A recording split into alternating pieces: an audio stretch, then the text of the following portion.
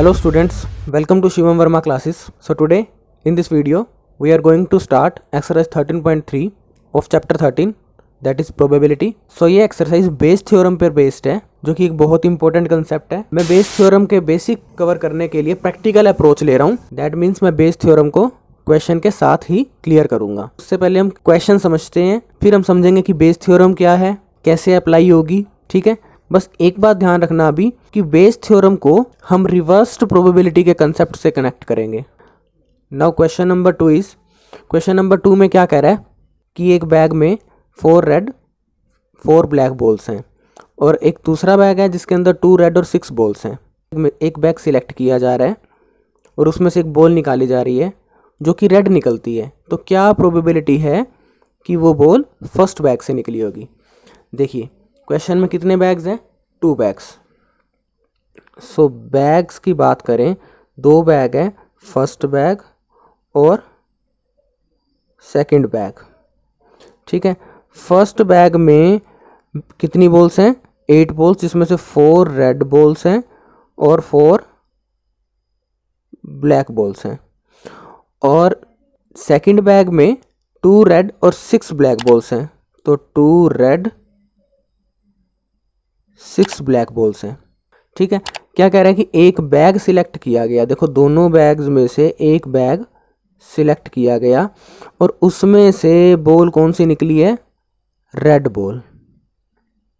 ठीक है, या तो वो फर्स्ट बैग से रेड बॉल निकल सकती है और अगर सेकंड बैग सिलेक्ट हुआ है तो सेकंड बैग से रेड बॉल निकल सकती है। तो अभी तक क्या क्लियर किया क्वेश्चन में कि 2 बैग्स हैं, अगर फर्स्ट बैग सिलेक्ट हुआ तो उसमें से रेड बॉल निकली है और अगर सेकंड बैग सिलेक्ट हुआ तो उसमें से रेड बॉल निकली है। अब देखिए प्रोबेबिलिटी किसकी फाइंड आउट करनी है, that the ball is drawn from the first bag. जो रेड बॉल निकली है वो फर्स्ट बैग से निकली होगी। दैट मीन्स अब यहाँ पर रेड बॉल फर्स्ट बैग से निकली, दैट मीन्स मुझे अब रिवर्स आना पड़ रहा है, रिवर्स आना पड़ रहा है, वापिस आना पड़ रहा है कंडीशन पर। तो ये किसका क्वेश्चन होगा, बेस थ्योरम का। ठीक है, जब भी हम अपने ट्री डायग्राम में या फ्लो चार्ट में बैकवर्ड डायरेक्शन में मूव करेंगे तो वो क्वेश्चन बेस थ्योरम का होगा। इसलिए मैंने इसका कहा था रिवर्स्ड प्रोबेबिलिटी भी कहते हैं हम इसको। अब इवेंट्स डिफाइन करते हैं। देखिए सबसे पहले 2 बैग्स हमें गिवन थे। सबसे पहले बैग सिलेक्ट होंगे तो 2 इवेंट्स मान लेता हूँ, E1 और E2।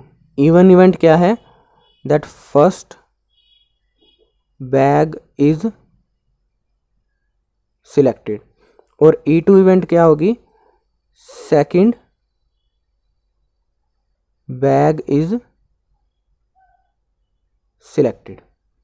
सेकंड बैग सिलेक्ट होने की इवेंट हमने E2 कह दी। अब देखिए बैग्स कितने थे हमारे पास, 2 बैग्स थे, तो इसकी इवेंट E1 कह दी, इसके सिलेक्ट होने की इवेंट E2 कह दी। अगर मैं फर्स्ट बैग सिलेक्ट होने की प्रोबेबिलिटी फाइंड आउट करूँ तो क्या आएगी, 1/2, क्योंकि 2 बैग्स हैं, 2 में से एक सिलेक्ट हुआ तो 1/2। ऐसी E2 की प्रोबेबिलिटी फाइंड आउट करूँ सेकंड बैग सिलेक्ट होने की तो इसकी प्रोबेबिलिटी भी 1/2 होगी। अब यहाँ पर एक थर्ड इवेंट A डिफाइन करता हूँ मैं यहाँ पर, that ball drawn is red, कि जो बॉल निकाली गई वो रेड होगी। देखिए अगर तो वो फर्स्ट बैग से निकली, ठीक है, तो रेड बॉल की प्रोबेबिलिटी क्या होगी, देखो फर्स्ट बैग से निकली है। अब यहाँ पर पहले बैग सिलेक्ट हुआ फिर बॉल निकली, दैट मीन्स ये कंडीशनल प्रोबेबिलिटी का केस है। बैग की सिलेक्शन हो चुकी है, दैट मीन्स A/E1 की प्रोबेबिलिटी होगी ये रेड बॉल की। ठीक है, तो रेड बॉल की प्रोबेबिलिटी को हम क्या कहेंगे, PA/E1। दैट मीन्स इसकी वैल्यू क्या होगी, रेड बॉल्स कितनी है 4, टोटल बॉल्स कितनी है 8, दैट मीन्स 1/2। और अगर सेकंड बैग सिलेक्ट हुआ उसके बाद रेड बॉल निकल रही है, रेड बॉल की प्रोबेबिलिटी, दैट मीन्स पहले बैग 2 सिलेक्ट हुआ फिर रेड बॉल निकली, इसकी प्रोबेबिलिटी क्या होगी, टोटल रेड बॉल्स कितनी है 2 और टोटल बॉल्स कितनी है 8, तो दैट मीन्स 1/4। देखिए अब मुझे फाइंड आउट क्या करना है कि जो रेड बॉल निकली थी वो फर्स्ट बैग से निकली थी। अब यहाँ पर हम बेस थ्योरम यूज़ करेंगे। सो बेस थ्योरम यूज़ करते हैं। सो बाय बेस थ्योरम, अब बेस थ्योरम का फॉर्मूला देखते हैं। सबसे पहले ये देखते हैं कि हमें क्या फाइंड आउट करना है कि रेड बॉल जो ड्रॉ हुई है वो फर्स्ट बैग से सिलेक्ट हुई होगी। अब यहाँ पर गिवन क्या है कि रेड बॉल निकल चुकी है और किसकी प्रोबेबिलिटी निकालनी है कि वो फर्स्ट बैग से, that means we have to find P even over A. ठीक है, इसकी वैल्यू निकालनी है। तो इसका फॉर्मूला डाल लेते हैं पहले हम, P even into P A over even by P even P A over even plus P E two P A over E two. देखिए देखने में कॉम्प्लिकेटेड सा लगता है ये फॉर्मूला, बट है क्या, हमें किसकी वैल्यू फाइंड आउट करनी है, पी इवन ओवर ए। तो इसका रिवर्स कर दो, ए ओवर इवन, और प्रोबेबिलिटी किसकी फाइंड आउट करनी है, इवन इवेंट की, फर्स्ट बैग की, तो ये यहाँ आ गई। ठीक है, ये किसकी प्रोबेबिलिटी है कि बॉल सिलेक्ट हो रही है फर्स्ट बैग से, तो यही हम डिनोमिनेटर में भी ले लेंगे, प्लस में सेकंड बैग से सिलेक्ट होने के chances, that means P E two into P A over A two. बस E1 को E2 से रिप्लेस कर दो तो यहाँ पर आ जाएगी। अगर थर्ड इवेंट भी होती तो डिनोमिनेटर में थर्ड इवेंट डाल देते E3 करके। ठीक है, तो ये बेस थ्योरम का फॉर्मूला लगा दिया। तो इस तरह से हम कुछ बेस थ्योरम के फॉर्मूले को लर्न करते हैं और अंडरस्टैंड करते हैं। अब यहाँ वैल्यूज डालते हैं। सो पी E1 की वैल्यू क्या थी, 1/2। पी ए ओवर E1 की वैल्यू 1/2 बाय पी E1 की वैल्यू, पी E1 की वैल्यू क्या है, 1/2 P A over E1 1/2 plus P E2 की वैल्यू भी 1/2 और पी ए ओवर E2 की वैल्यू 1/4। तो इसको अगर हम सिंप्लीफाई करें तो ये हमें मिल जाएगा 1/4। तो ये आ जाएगा 1/4 प्लस 1/8। तो अगर इसको सिंप्लीफाई करते हैं तो ये हमारे पास आ जाएगा 2/3।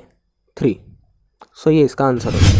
Now coming to question number 4। So question number 4 में क्या कह रहा है कि एक स्टूडेंट मल्टीपल चॉइस टेस्ट में या तो वो आंसर गैस करेगा या उसको आंसर पता होगा। ठीक है, उसके गैस करने के चांसेस कितने गिवन है, 1/4, और आंसर पता होने के चांसेस कितने गिवन है, 3/4। अगर वो आंसर गैस करे और उसका आंसर करेक्ट हो जाए तो इसके क्या चांसेस है, 1/4। कह रहा है प्रोबेबिलिटी फाइंड आउट करो कि बच्चे का आंसर अगर करेक्ट है तो उसको आंसर पता था। सो यहाँ पर हम इसका ट्री डायग्राम बनाते हैं। देखिए आंसर दे रहा है स्टूडेंट, तो या तो उसको आंसर पता होगा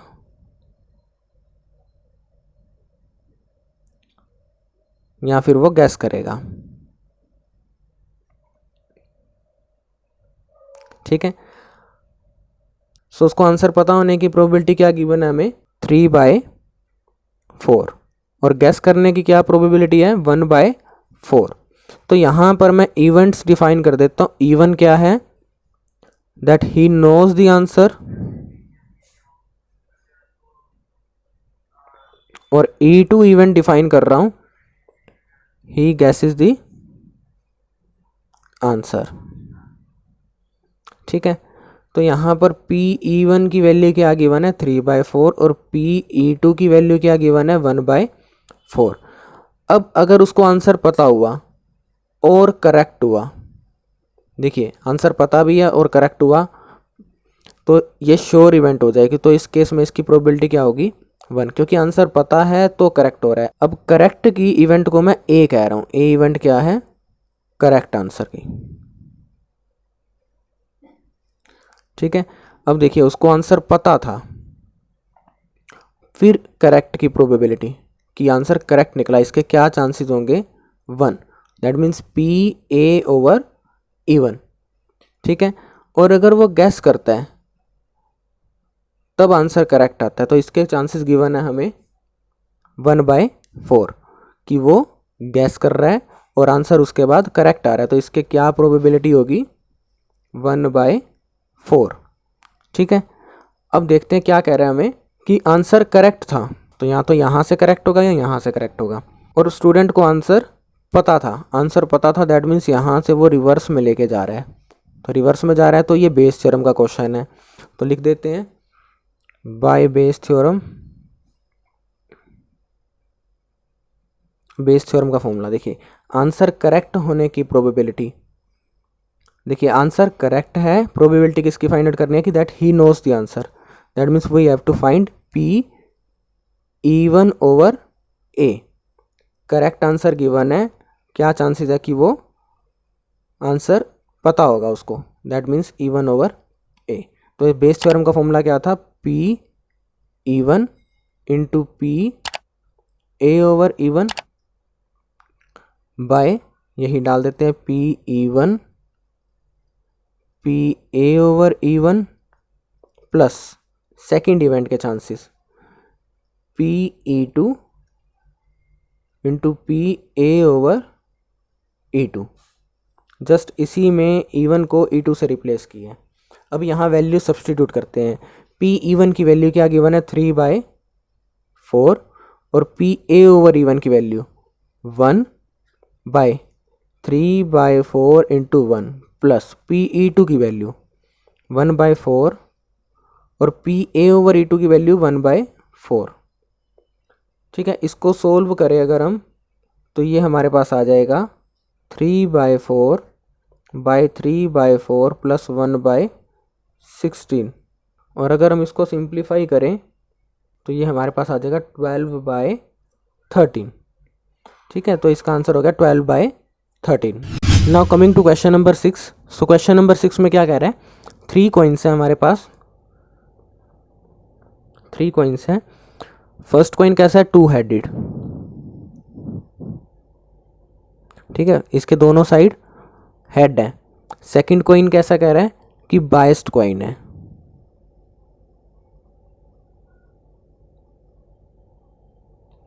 और थर्ड कॉइन कैसा है, अनबाइस्ड।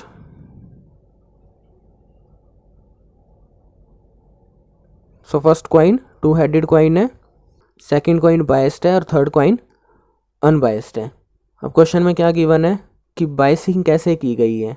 बाइसिंग ऐसे की गई है कि ये 75% हेड शो करता है। ठीक है, तो जो बाइस्ड कॉइन है वो 75% हेड शो करेगा, दैट मीन्स 25% टेल शो करेगा। यहाँ पर कह रहा है कि इन तीनों में से एक कॉइन चूज़ किया गया और उसको टॉस किया गया और वो हेड शो करता है। क्या प्रोबेबिलिटी है कि ये हेड 2 हेडेड कॉइन्स का था, दैट मीन्स हेड आ रहा है। तो 2 हेडेड कॉइन है, या तो इससे हेड आ सकता है, या फिर बाइस्ड कॉइन से हेड आ सकता है, या फिर अनबाइस्ड कॉइन से हेड आ सकता है। अब बाइस्ड कॉइन से हेड आने के चांसेस हमें 75% गिवन है, दैट मीन्स 75/100, ये आ गया 3/4। किसके चांसेस है, हेड आने के। यहाँ पर हेड की इवेंट को मैं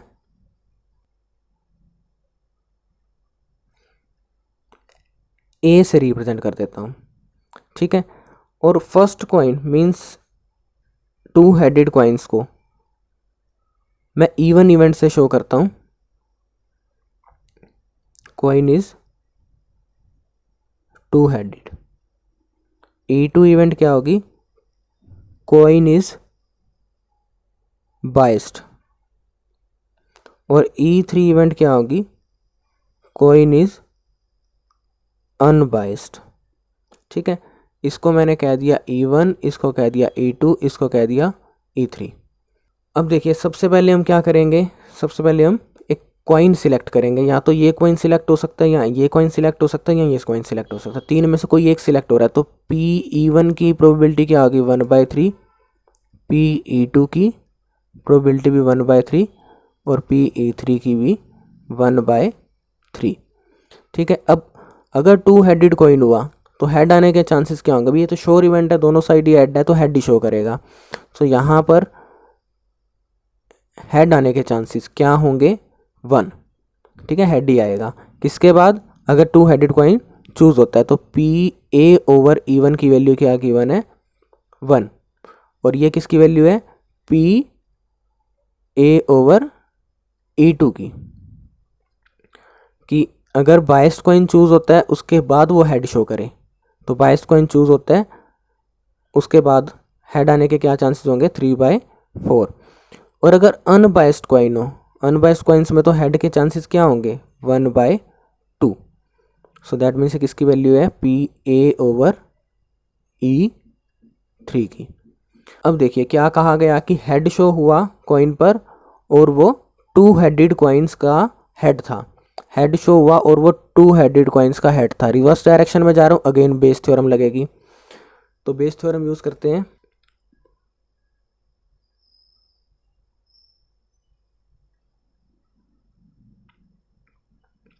यूजिंग बेस थ्योरम किसकी वैल्यू फाइंड आउट करनी है, क्या गिवन है कि हेड आया और किसके हेड आया, 2 हेडेड कॉइन्स का, दैट मीन्स E1।